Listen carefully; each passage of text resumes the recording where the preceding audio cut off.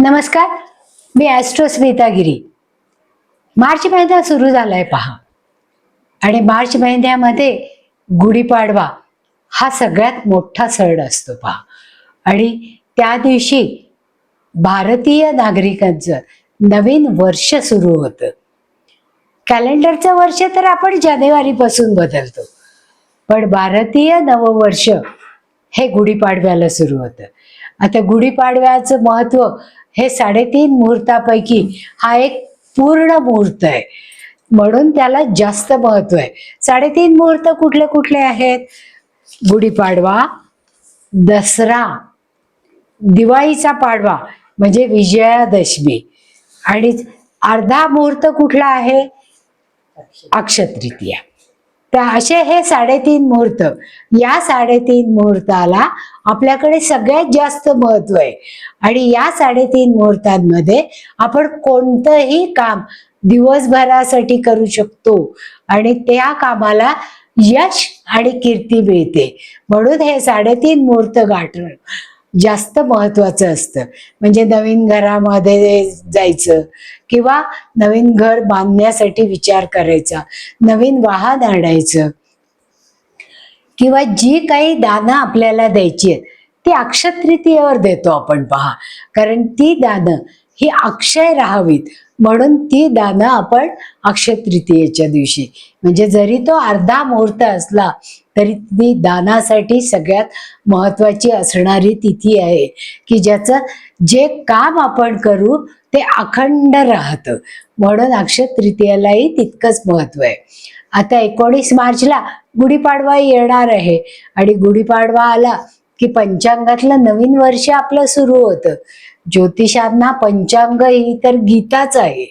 म्हणजे जो पंचांगामध्ये लिहिलेलं आहे पहा, की पंचांग वाचन संवत्सराचं फल हे ज्योतिषांकडून वाचून घ्यावं, त्यांना दक्षिणा द्यावी, ज्याच्यामुळे तुमचं वर्ष हे लाभाचं, सुखाचं, समृद्धीचं आणि आरोग्याचं जातं. तर अशा या पंचांगाच्या वाचनाकरता आज आपण इथे जमलेलो आहोत. ज्योतिषातली माझ्या मैत्रिणी रजनी साबदे मॅडम आणि मी हे पंचांग वाचन करणार आहोत. सर्वसामान्य लोकांना पंचांग हे त्यांच्या घरात असतं, पण ते नेमकं कसं वाचायचं याचे डिटेल माहीत नसतात. त्याचप्रमाणे आजकाल कॅलेंडरवर सगळंच लिहिलेलं असतं, त्यामुळे ते एक छोटं पंचांगच असल्यासारखं होतं, की ज्याच्यामध्ये तिथी वार हे सगळं दिलेलं असतं पहा. मुहूर्तही दिलेले असतात, दिनविशेष दिलेले असतात, पण पंचांगामध्ये ते नेमके केव्हा सुरू होणार आहे अचूकतेकडे जाण्यासाठी पंचांग हे गणितावर आधारित आहे. आणि आपल्याला जो योग्य मुहूर्त साधायचा असतो तो या पंचांगातल्या मुहूर्तावरनं आपण साधत असतो. तर आता 19 मार्चला जे आपलं नवीन वर्ष म्हणजे गुढीपाडवा येतं. आता गुढीपाडव्याला अनन्यसाधारण महत्व आहे पहा. कारण राम जेव्हा अयोध्येला परत आला त्यावेळेस अयोध्या नगरीतल्या सगळ्या लोकांनी आपल्या राजाचं स्वागत करण्यासाठी सडा संमार्जन करून गुढ्या उभ्या केल्या होत्या पहा. आणि तेव्हापासून गुढीपाडवा सण हा जेव्हा जेव्हा काही शुभ कार्य करायचं असतं तेव्हा गुढी उभी करून केलं जातं. आणि आपल्या राजाचं स्वागत हे गुढी उभा राहून त्यांनी केलं. आता आपणही पहा, गुढीपाडवा म्हणलं की आदल्या दिवशी खरेदीला जातो. मग तेव्हा काठी आणतो, साखरेचा हार आणतो, कडुलिंबाची पानं आणतो, आंब्याचे टहाळे जमा करतो, आणि गुढीसाठी नवीन वस्त्र घेऊन येतो आणि तिची पूर्ण पूजा करू. त्याचबरोबर सगळ्यात महत्वाचं पंचांग असतं, की पंचांगाचं पूजन गुढीपाडव्याच्या दिवशी करून मग आपण गुढी उभी करतो, की ज्याच्यामुळे हे वर्ष आपल्याला सुखाचं, समृद्धीचं, आरोग्याचं, भरभराटीचं जातं. तर असं हे पंचांग वाचन. कारण पंचांग खूप प्रकारची आहेत पहा. महाराष्ट्रामध्ये सुद्धा बऱ्याच प्रकारची पंचांग आहेत, पण दाते पंचांग हे प्रामुख्याने वापरलं जातं पहा. आणि दाते पंचांगासाठी ही गुरुगीता आहे ज्योतिषांसाठी. मग दाते पंचांगाला 111 वर्ष या वर्षी होत आहेत पहा. म्हणजे 100 वर्ष झाल्यानंतर पुढची 11 वर्ष झालेली आहेत. आणि हे 100 वर्ष टिकून राहिलेलं पंचांग आहे. म्हणून आज आपण त्या पंचांगाचं वाचन करणार आहोत. आणि हे नवीन वर्ष आपल्याला कसं जाणार आहे याचा विचार करणार आहोत. आता पंचांग वाचन करायचं म्हणजे नेमकं काय करायचं, तर पंचांग वाचनाच्या पहिल्या पानापासून म्हणजे पंचांग हे या पद्धतीचं असतं पहा.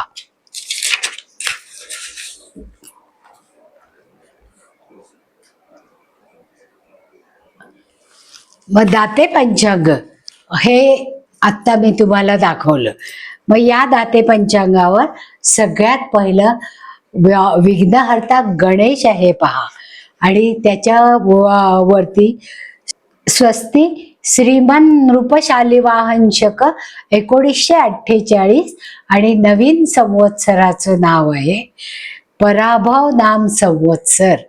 मागच्या वर्षीच्या संवत्सराचं नाव होतं विश्वावसुनाम आणि आत्ताच्या संवत्सराचं नाव आहे पराभव नाम व संवत्सर. आता या संवत्सर ही संवत्सर 60 आहेत. 1 ते 60 झाली की पुन्हा हे चक्र पहिल्यापासून सुरू होतं. या संवत्सराच्या नावामध्येच आपल्याला या वर्षी कोणतं फळ मिळणार आहे हे लक्षात येतं पहा. आता इथे पराभव नाम म्हणजे आपण जे काही काम करू त्याच्यासाठी खूप श्रम करावे लागणार आहेत. जय मिळवण्यासाठी अथक प्रयत्न करावे लागणार आहे, तेव्हा आपल्याला जय मिळणार आहे. कारण हे संवत्सर आपल्याला कष्ट करायला लावणार आहे, त्याचबरोबर श्रम आणि सतत ऍक्टिव्ह राहायला सांगणार आहे की ज्याच्यामुळे पराभवाकडे आपण फिरकूच शकणार नाही. तर असं हे पंचांगाचं वाचन. या पंचांगाच्या पहिल्या पानावर नवग्रह फिरताना दाखवलेले आहेत. सूर्य या तेजोगोलावर आहे. त्याचप्रमाणे इसवी सन 2026 ते 27 हे पंचांग आहे पहा. आणि विक्रम संवत्सराचं 2082 आणि 83. कारण पूर्वी पहा पत्रिकांमध्ये लिहिलं जायचं की कोणतं संवत्सर आहे, कोणतं विक्रम संवत आहे की कुठलं शालिवान शक आहे. अशा पद्धतीने मुहूर्त लिहिला जायचा लग्नाचा. आता इथे 111 वर्ष या पंचांगाला पूर्ण झालेली आहेत. आणि पंचांगकर्त्यांची नावं म्हणजे अनंत धुंडीराज दाते सर, विनय दाते, ओंकार अनंत दाते, कारण या पंचांगाचे ते संस्थापक आणि आद्यकर्ते आहेत. म्हणून त्यांची नावं या पंचांगाच्या पहिल्या पानावर येतात. आणि हे पंचांग आपण कोणत्या पद्धतीने वाचतं, पहिलं पान गणपती असलेलं मुखपृष्ठ आणि संस्थापक कैलासवासी ल गो दाते आणि संवर्धक कैलासवासी धू ल दाते यांनी या पंचांगाची सुरुवात केली. या पंचांगावर असणारं मुखपृष्ठ हे गणपती वेद लिहितानाचा गणपती आहे पहा, की ज्याच्यामुळे आपल्याला सगळ्या ज्ञानाची प्राप्ती होते आणि सगळी संकट दूर होतात. आता पहिल्या पानावर शक, संवत्सर आणि पंचांग कसं पाहायचं हे सगळं लिहिलेलं आहे. त्याच्यानंतर संवत्सर फल येतं पहा. मग प्रमुख सण, उत्सवाची यादी, ग्रहांच्या राशी प्रवेश, नवग्रहांची दानं, मंत्रजप, संख्या, तसेच ग्रहशील चक्र हे सुद्धा 6व्या पानावर येतं. आता अवकडा चक्र हे याच्यामध्ये पूर्ण माहिती ही दिलेली आहे. तसंच गुणमेलन कोष्टक आहे, मंगळासंबंधीची माहिती आहे, विवाह आणि उपनयनाचे मुहूर्त दिलेले आहेत, नवग्रह स्तोत्र आहे, कार्तिक स्वामींचे दर्शन आहे, अधिक मास आहे, 60 व्रतांची माहिती आहे. त्याचप्रमाणे पंचांगामध्ये ही 5 अंक तिथी, वार, नक्षत्र, करण हे सगळं पंचांगाचे जी अंग आहेत त्याचे डिटेल वर्णन यामध्ये केलेलं आहे. त्याच्यानंतर मकर संक्रांतीचे फळ, तेजीबंदी किंवा शेतकरी बांधवांसाठी बी पेरणी केव्हा करावी, हवामान आणि पर्जन्यमान केव्हा कसं असणार आहे, त्याचप्रमाणे ज्योतिषांना उपयोगी असणारं होरा कोष्टक, पारंपरिक शौच आणि अशौच म्हणजे ज्या शंका आपल्याला येतात त्या सगळ्या शंकांचं निरसन या पंचांगाद्वारे केलं जातं. तर आता इथे आपण साबदे मॅडमना आमंत्रित करू आणि पंचांग वाचनाला सुरुवात करूया. असं हे पंचांग सगळ्यांसाठीच उपयोगी आणि आवश्यक असणारं आहे. तर आता पुढचं पंचांग वाचन साबदे मॅडम करते. नमस्कार, मी रजनी साबदे.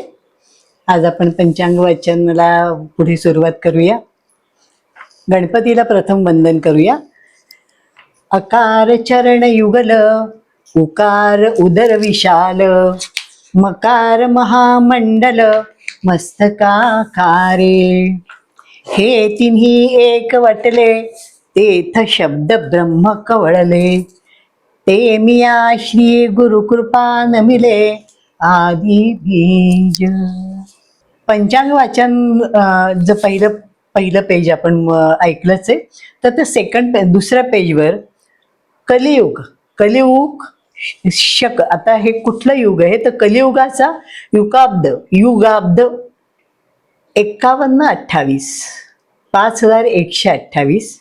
महावीर संवत 2522 हे 5253.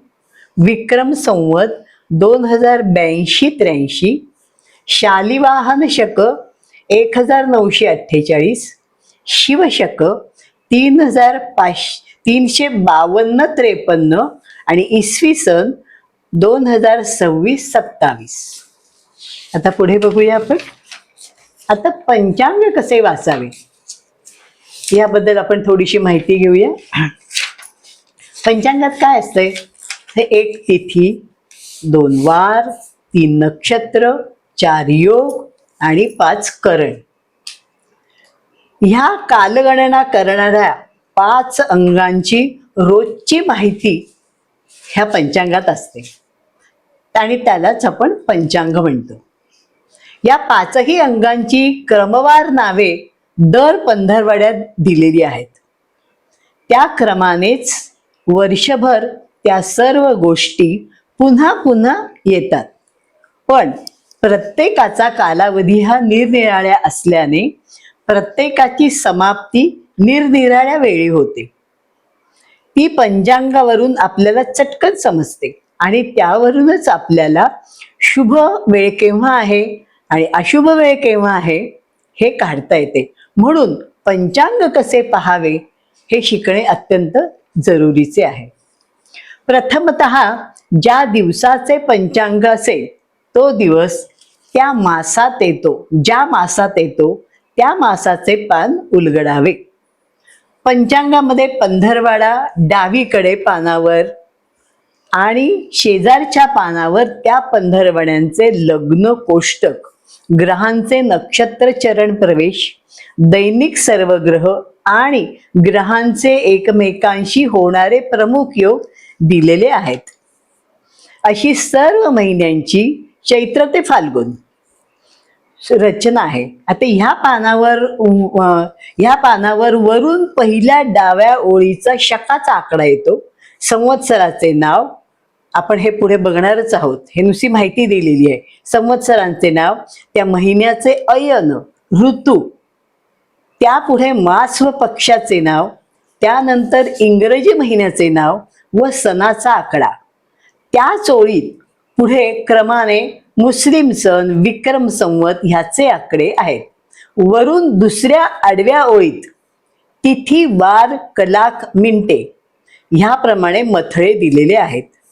चंद्र राशी प्रवेश या मथळ्यानंतर पुढे त्या पंधरवाड्याच्या शेवटच्या दिवशीचे रात्रिमान तास मिनिटात व अयनांश अंशकला विकलाही दिलेल्या आहेत.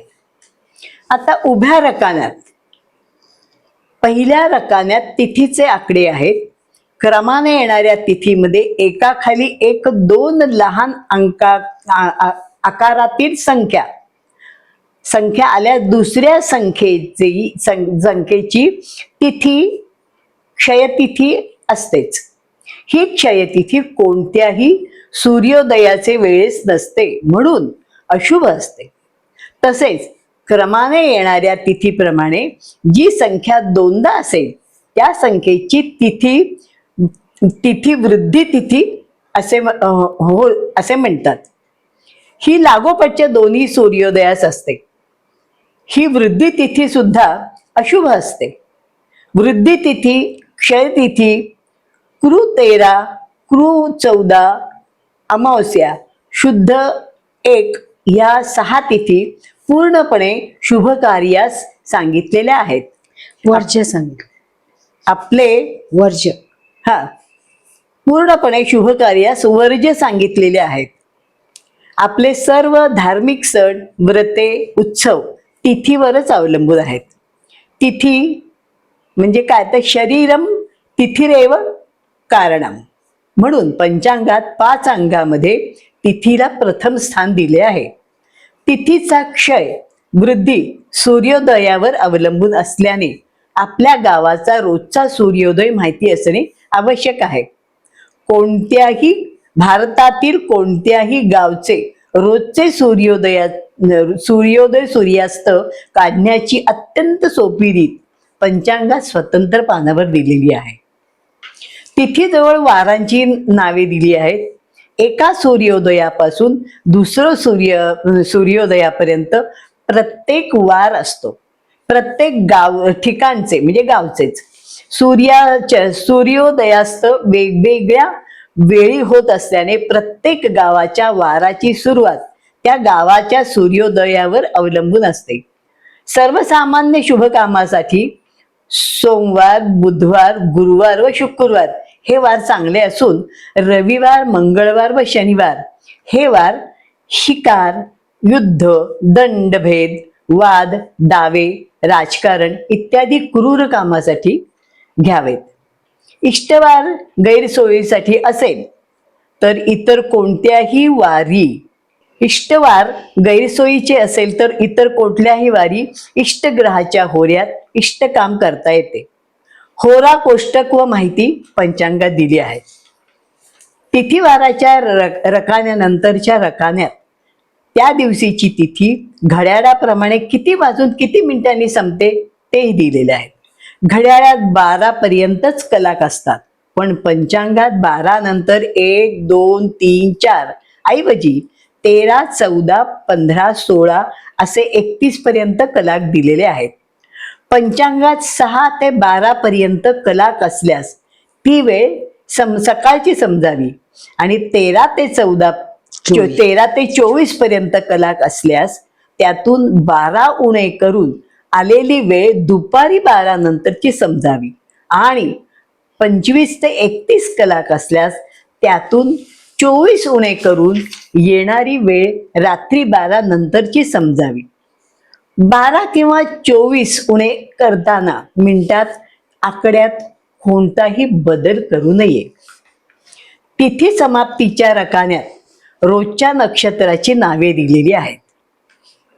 यापुढे नक्षत्र समाप्ती वेद कलाक मिनिटाची दिली आहे. तिथीप्रमाणेच नक्षत्राची सुद्धा क्षयवृद्धी होते, पण क्षयवृद्धीमुळे तिथीप्रमाणेच नक्षत्र अशुभ होत नाहीत. पंचांगात दिलेल्या नक्षत्रात त्या दिवशी पंचांगात चंद्र दिसतो, म्हणून पंचांगाला आकाशाचा आरसा म्हटले आहे. आकाशातीलच नक्षत्र संख्या, तारका व आकृती नक्षत्र पटलावरून समजून घेतल्यास चंद्र कोणत्या नक्षत्रात आहे हे आपण पंचांगानुसार पाहू शकतो. नक्षत्रासंबंधी नाडी, योनी, गण, तत्व वगैरे माहिती अवकडह चक्रात पहावी.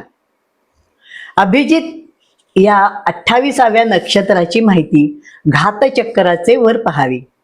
यापैकी पुष्य नक्षत्र विवाह सोडून सर्व कार्यासाठी घ्यावे. भरणी, कृतिका, विशाखा व ज्येष्ठा ही नक्षत्रे बऱ्याच कार्यास अशुभ असतात. बाकी राहिलेली 23 नक्षत्रे सामान्यपणे शुभ असतात. कोणत्या कामास कुठले नक्षत्र घ्यावे हे पंचांगाच्या शेवटी 23 नक्षत्र सामान्यपणे शुभ आहेत.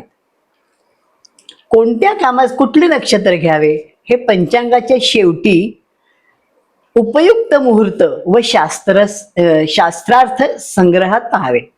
कुठल्या जन्म नक्षत्राला शांती आहे हे सुद्धा याच संग्रहात दिलेले आहे. नक्षत्र समाप्तीच्या कलाक मिनिटानंतर चौथे अंग म्हणजे योग दिलेले आहेत. योग म्हणजे सूर्य व चंद्र ह्यांच्या गतीवरून काढणारे वर्तुळाचे 27 भाग. हे गणिताने येणारे योग आकाशात प्रत्यक्ष दिसत नाहीत, पण ज्यांची शुभ व अशुभ फले मिळतात असा पूर्वजांचा अनुभव असल्याने पंचांगात त्यांचा समावेश केलेला आहे. वैधृती व व्यतिपात ह्या योगांचा पूर्ण काळ शुभ कार्यासाठी वर्ज करावा. विष्कंभ, व्याघात, शूल, वज्र, गंड, अतिगंड ह्या योगांचे अनुक्रमे 1.25, 2.5, 2, 3.5, 2.5 आणि 2.5 असे सुरुवातीचेच तास शुभ कार्यास वर्ज्य आहेत किंवा शुभ कार्यास वर्ज्य करावेत. बाकीचे 19 योग पूर्ण शुभ आहेत. तिथीप्रमाणे योगांची सुद्धा क्षयवृद्धी होते, पण त्यामुळे योग अशुभ होत नाहीत. पंचांगातील 5वे अंग म्हणजे करण. करण म्हणजे तिथीचा अर्धा भाग. प्रत्येक तिथीच्या पहिल्या अर्ध्या भागाला एक करण व दुसऱ्या अर्ध्या भागाला दुसरे करण म्हणतात. म्हणून प्रत्येक तिथीची समाप्तीची वेळ आणि तिथीच्या दुसऱ्या करणाची समाप्तीची वेळ एकच असते. तिथीची समाप्तीची वेळ पंचांगात दिलेली असते. शक 1939 पर्यंत प्रत्येक तिथीच्या दोन्ही करणांची समाप्तीची वेळ दिलेली आहे. करणासाठी 2 रकाने आहेत. एक दिवाकरण, 2 रात्रीकरण. करण समाप्ती रात्री असलेले कारण दुसऱ्या रात्रौ करण रकान्यात दिलेले आहे. त्यामुळे कोणत्याही दिवशी कोणत्याही क्षणाला कोणते करण आहे ते आकडेमोड न करता सहज समजते. करणांची क्रमांची नावे बघा कशी आहेत ती. 1 बव, 2 बालव, 3 कौलव, 3 तैतील, 5 गरज, 6 वणीज आणि 7 विष्टी. ही करणे क्रमाने महिन्यात वारंवार येतात आणि कृष्ण पक्षात शेवटी फक्त एकदाच म्हणजे 8 शकुनी, 9 चतुष्पाद, 10 नाग आणि शुक्ल पक्षात प्रतिपदेचा पूर्वार्ध 11 किस्तंगू ही करणे असतात. ही 4 करणे व विष्टीकरण अशुभ आहेत. विष्टीला भद्रा असेही म्हणतात. तिची प्रारंभ आणि समाप्तीची वेळ रोजच्या शास्त्रार्थ स्वतंत्रपणे दिलेली आहेत. करणानंतर दिनमानाचा रकाना आहे. दिनमान म्हणजे सूर्योदयापासून सूर्यास्तापर्यंत किती तास मिनिटे झाली तो कालावधी. पंचांगात 15 म्हणजे 15 दिवसात मुंबईचे सूर्योदयास्त दिलेले आहेत, म्हणून मुंबईचे दिनमान पंचांगात दिलेले आहेत. पुणे व सोलापूरचे सूर्योदयास्त स्वतंत्र पानावर दिलेले आहेत. प्रत्येक गावचे सूर्योदयास्त निरनिराळे आहेत, म्हणून दिनमानही निरनिराळे असतेच.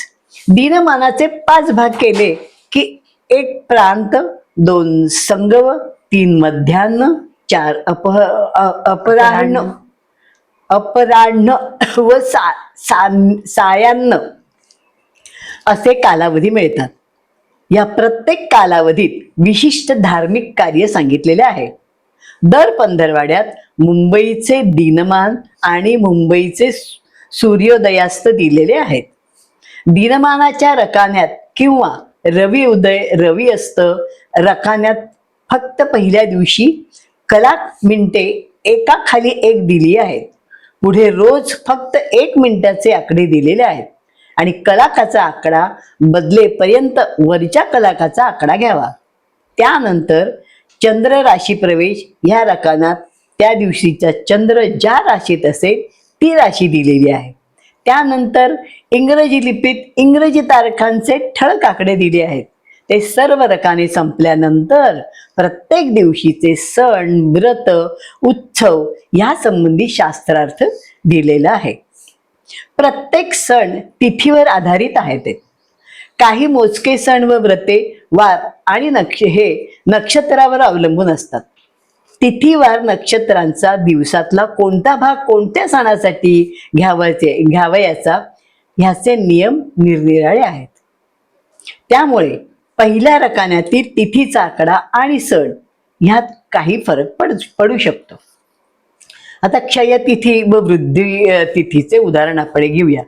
तर क्षयतिथी म्हणजे आता वैशाख शुद्ध पक्षातील तिथीच्या उभ्या रकान्यामध्ये 3 व 4 लहान अक्षरात दिलेले आहेत. अशा ठिकाणी नंतरच्या तिथीचा क्षय असतो.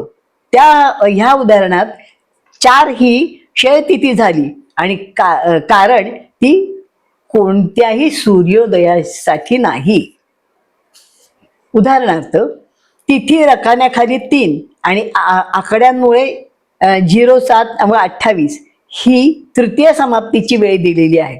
चतुर्थी समाप्तीची वेळ 28.15 म्हणजे 24 उणे करून मंगळवाराच्या सूर्योदयापूर्वी पहाटे 4:15 ला आहे.